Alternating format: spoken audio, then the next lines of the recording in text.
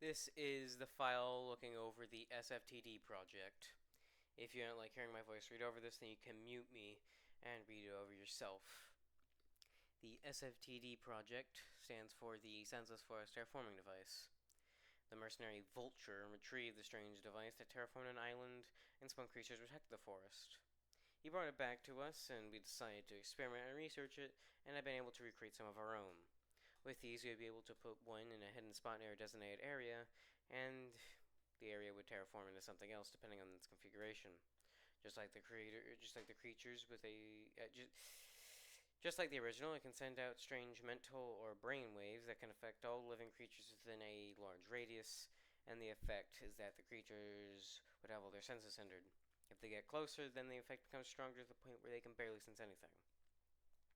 However, in a small radius nearing the device, just like the original, the effects will fade away, and we don't know how to change this. We used the redacted to scan the original and show us how we could replicate the anomalous effects, and this part we couldn't change. We learned of a use for this, though, as it could have personnel near the device without being affected by it. In an undisclosed location, we began testing with the terraforming device. We needed to get more funding if we were to continue with this stuff. We had to prove that we can make effective tech and that make sure that people would buy it, too. The problem is that our investors want us to make weapons and machines to combat other companies. It seems like as more companies learn about anomalies, the world keeps steering into a bad direction. But that's what they want. At first, the machines we made were used against testing dummies, but because we needed to test the anomalous effects on living things, we needed test subjects. We needed people to test on, and some strange investors that were very shady gave us some. First, we tested the effects of the dude's senses and recorded anything important. However, we need to show how effective our machines were at doing what they were made for. The test subjects are put in the courses, and if they survive, we change survival chances, and they're rewarded to get put into another course. The first machine is the S8CU. This is the S8CU, otherwise known as a Sensory Hindering Combat Unit. Inspired from the vibration crawlers from the original forest, this creature had a similar purpose, which is to hunt down and exterminate intruders. It can produce the same mental waves as the terraforming device, but to a lesser degree. It has 6 legs, used for running and grabbing objects or people. It has 2 arms on its back, with blades used for attacking. It has 8 eyes that focus on multiple things at once.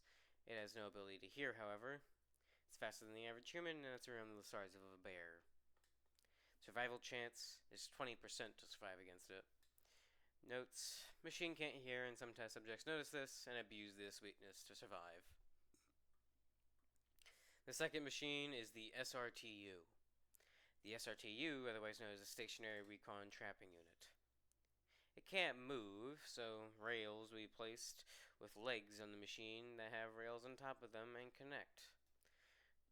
The machine has traps stored in its lower section that are sent on the rails. The traps pop off the rails and allow other traps to move past, and the traps that pop off the rails still work.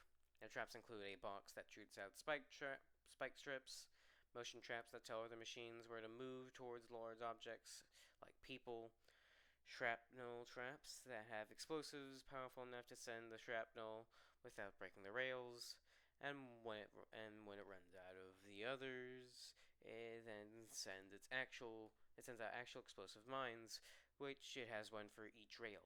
Besides the traps, it has cameras to look out for people, and it sends the locations of people to other machines. Its last ability is 4 arms with saw blades to cut anything close. The middle section with the eyes and arms can rotate. Survival chance: 35% chance to survive against it. Notes: cameras can are easy to break with small objects. Arms don't have much range, and rails sometimes break or traps fall off. And lastly, the traps are expensive. The final machine is the MDGU. The MDGU stands for the Mobile Defense Guardian Unit. We put the most money and effort into this one since it would go into terraforming similar to the Guardian of the original forest. After the mercenary Vulture killed the Guardian, our company took its body and reused its corpse to make this design. The main body of the corpse was semi-revived and was combined with different cybernetics and machine parts. It has a reinforced bladed arm, and an arm with a specialized cannon. The cannon shoots out beams made out of the mental waves and can completely subdue the senses of a person for a temporary amount of time. Its legs can stretch to let it reach further and higher response more quickly. It has deployable shields on its back to cover its chest to protect its chest and head. The legs are constructed because the program that lets it walk isn't too smart and early development would constantly tip over. Survival chance 10%. Survival against. Slow at walking, but notes are at slow at walking but fast at stretching legs. Can't hear. Future problem is that the part constricting legs is if the part constricting the legs is broken, the machine would tip over. It can still work after tipping over and can destinate legs to move faster. Final test. We thought we had done enough testing, so we sent all of our reports and recordings and did a showcase of the machines and videos of their capabilities. Most of the investors were satisfied and prepared to start implementing these machines as security or for other things, and give us our funding to continue our research. However, a few wanted to do a final test, and they were the ones that supplied us with test subjects. They told us that there was this town in the middle of nowhere with a group of people researching anomalies and planning to not only show them off to the world, but expose some of the things these investors had done. Most of the people in this town needed to be dealt with, and the other people needed to disappear along with the group in the town. The investors had the ability to cover up what happened in the town and jam any signals that would let them contact anyone. They wanted us to truly test these new toys. We first sent a man undercover and he went to the sewer system and set up the terraforming device and powered up the MDGU and 3 S8CUs.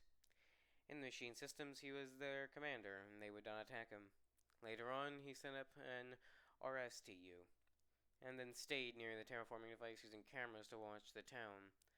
I won't go into what happened, since we already gave the recordings to the investors, and I don't wish to talk about it further. Only a few escaped, and we were distraught, thinking we wouldn't get our funding. Those investors said they were sorry and didn't know those people were in town, and that they would be dealt with. But we were still getting our funding. This marks the end of the project, and we shall move on to other anomalies.